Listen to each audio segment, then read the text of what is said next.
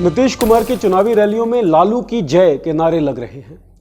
तेजस्वी यादव की चुनावी रैलियों में भारी भीड़ दिख रही है। बीजेपी और जदयू के कई सारे सिटिंग एमएलएज को उनके क्षेत्र के लोगों ने खदेड़ दिया है। ऐसे में बीजेपी ट्राइड एंड टेस्टेड तरीके से बिहार चुनाव का प्रचार कर रही है। बिहार की बात के आज के इस एपिसोड में हम चर्चा करेंगे जेपी नड्डा, नीतीश कुमार और योगी आदित्यनाथ की उन कोशिशों की जो वोटर्स को मुद्दे से डिगाना चाहती हैं। आज की खबर है 300 आतंकवादी बॉर्डर पर 7 जगहों से घुसने का प्रयास कर रहे हैं और आपके और हमारे गांव के जांबाज जवान मुंह तोड़ जवाब दे रहे हैं। अयोध्या में भगवान राम की यश और कीर्ति के अनुरूप उनका भव्य मंदिर का निर्माण भी होगा। कश्मीर में धारा 370 हटी तो पीड़ा किसको हुई? या तो राहुल गांधी को या ओवैसी को। अगर करोगे तो पैसा आएगा कहां से? ऊपर से आएगा? कहां से आएगा? कि नकली नोट मिलेगा? क्या मिलेगा? यह जलवे से आएगा? एक एक करके इन तीनों की बात करेंगे। सबसे पहले बात जेपी नड्डा की। नड्डा साहब ने हाल ही की अपनी एक रैली में कहा कि देश में 300 आतंकी आने वाले हैं और सीमा सुरक्षा को भारी खतरा है, इसलिए सीमा को सुरक्षित करने के लिए लोग एनडीए को जिताएं, एनडीए को वोट दें। बस एक सवाल मेरे मन में उठता है कि यह सीमा सुरक्षा चुनावों के समय में अधिक खतरे में कैसे आ जाती है। और एक बात भी आती है जहन में कि चुनाव के मद्देनजर कई सारे नेता बिहार में आकर चुनाव प्रचार तो करेंगे, आतंक तो उनके बयानों से भी फैलता ही है।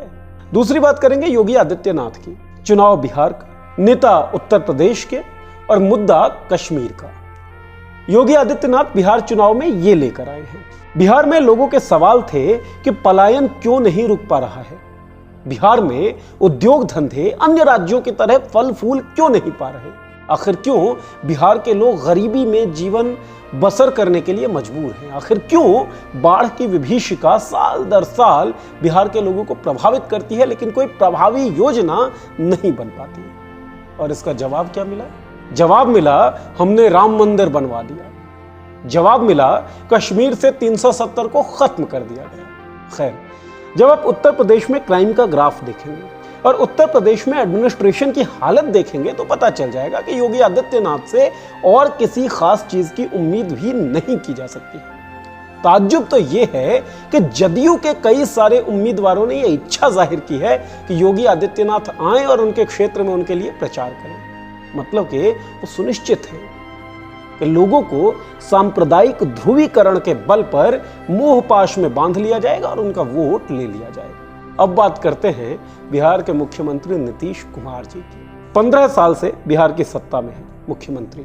अंतिम बार 5 साल पहले चुना गया था, लेकिन चुनावी रैलियों में अब भी 15 साल पहले के बिहार में ही सैर कर रहे हैं। अपने किसी भी भाषण में पिछले 5 साल में किए गए कामों को दमदारी से पेश नहीं करते, बल्कि 15 साल पहले के बिहार की बातें करते रहते हैं, लालू काल की बातें करते रहते हैं। आखिर क्यों?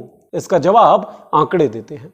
चाहे वो चोरी की घटना हो, रोड रॉबरी की घटना हो, डकैती की घटना हो, बलात्कार की घटना हो या फिर अन्य कोई भी अपराध, 5 सालों में इनका ग्राफ बिहार के अंदर बढ़ा है। रोजगार की समस्या, पलायन की समस्या, बाढ़ की समस्या जस की तस बनी हुई है। स्मार्ट सिटीज प्रोजेक्ट के तहत जिन शहरों का नाम आया उन शहरों में गंदगी का अंबार लगा हुआ है। मतलब यह है कि नीतीश जी के पास पिछले 5 साल में किए गए कामों का बखान करने के लिए कुछ है ही नहीं, इसलिए 15 साल पहले के बिहार में वो घूम रहे हैं। तेजस्वी यादव ने वादा किया कि 10 लाख रोजगार देंगे, तो नीतीश जी कहते हैं 10 लाख रोजगार दे दोगे तो पैसा कहां से आएगा? जिलवा से आएगा क्या? उनका इशारा लालू यादव की तरफ था। अब इसमें एक खबर आपको बता दें कि बिहार के लिए भारतीय जनता पार्टी ने, जो कि जदयू के साथ गठबंधन में चुनाव लड़ रही है, मैनिफेस्टो जारी किया है और इस मैनिफेस्टो में 19 लाख रोजगार के अवसर पैदा करने की बात की गई है। अब सवाल यह उठता है कि अगर नीतीश कुमार को यह लगता है कि बिहार सरकार के पास 10 लाख रोजगार सृजन करने के बाद कर्मचारियों को पैसा देने के लिए पैसा बचेगा नहीं, तो 19 लाख रोजगार के लिए पैसे कहां से आएंगे? वो तो जेल से भी नहीं आएंगे, जैसा कि नीतीश कुमार कहते हैं। तो क्या वो जलनल योजना से या फिर शराबबंदी योजना से लाए जाएंगे? अब इसका जवाब तो खुद नीतीश कुमार ही दे सकते हैं। इंतजार रहेगा उनके जवाब का।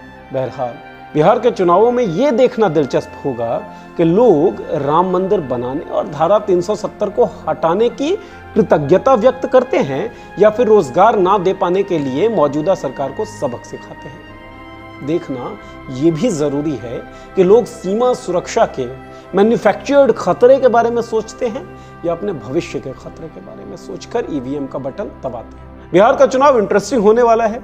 पुराने पैंतरे बिहार के चुनाव में आ गए हैं। बिहार की तमाम खबरें, बिहार के तमाम जो विश्लेषण हैं वो आपके सामने हम पेश करते रहेंगे। देखते रहिए मॉलिटिक्स। सब्सक्राइब कीजिए हमारे यूट्यूब चैनल। फेसबुक पर देख रहे हो वीडियो तो लाइक कीजिए हमारा पेज। बहुत बहुत शुक्रिया। आपका मुद्दा बनेगा देश का मुद्दा। मॉलिटिक्स ऐप पर शेयर करिए अपनी बात हमारे साथ, हम उठाएंगे आपकी आवाज।